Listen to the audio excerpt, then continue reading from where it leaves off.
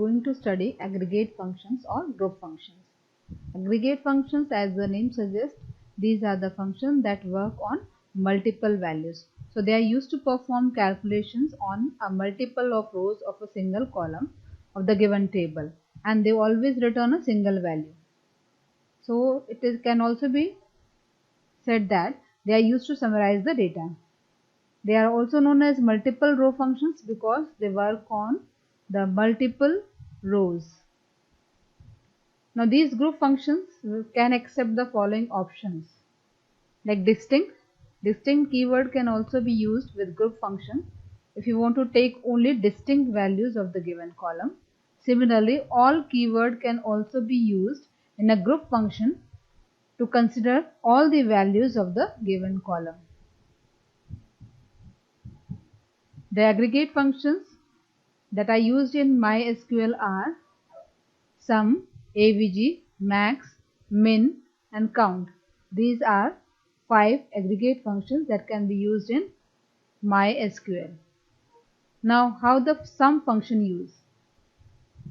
Sum is used with the column name. It finds the sum of all the values of the given column, but it will work only for the numeric values.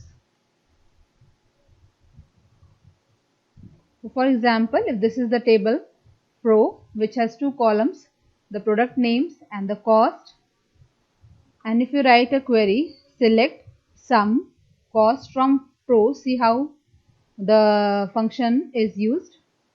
It is used in the select part of the query. This is the aggregate function and this is the column name. This is the table name. So when you execute this function, the result produced will be 190 if you add all the values of this column. So see, this function is working on the multiple values of the column. Next function is avg. Avg also accepts column name as argument. Again, this function finds the average value of all the arguments, of all the values of the given column. Now, if any column has null, then it will not be considered in finding the average. All of you know that average is sum of all the values upon number of values. So, if any column is having a null value, so it will not be considered while finding the average. So, for example, if we have this query, select avg cost from pro. So, average means sum of all the observations. So, you have used the cost column here. So, it will find the total of all the values in this column followed by number of values. So there are 6 values, so divided by 6.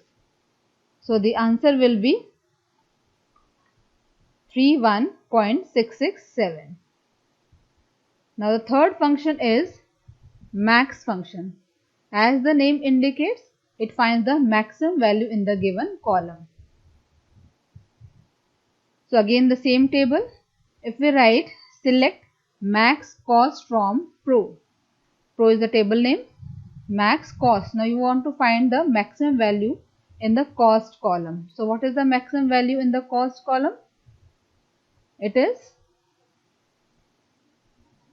60. So in the output 60 will be displayed.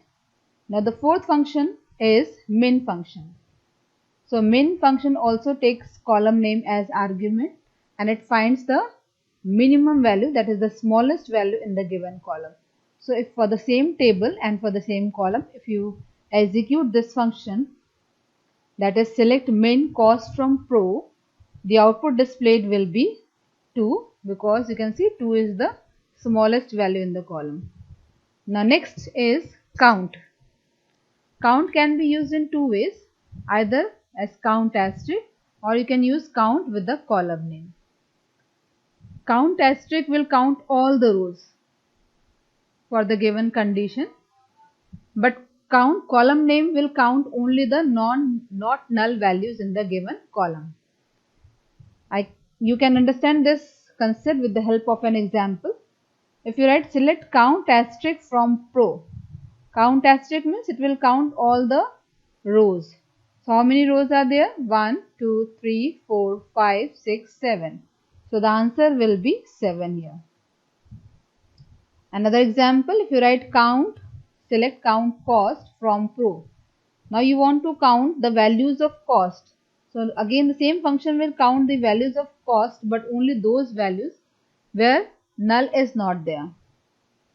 See, so how many values, how many rows have not null values? 1, 2, 3, 4, 5 and 6. 1 is null. So this, it will not count this value. So the result will be 6.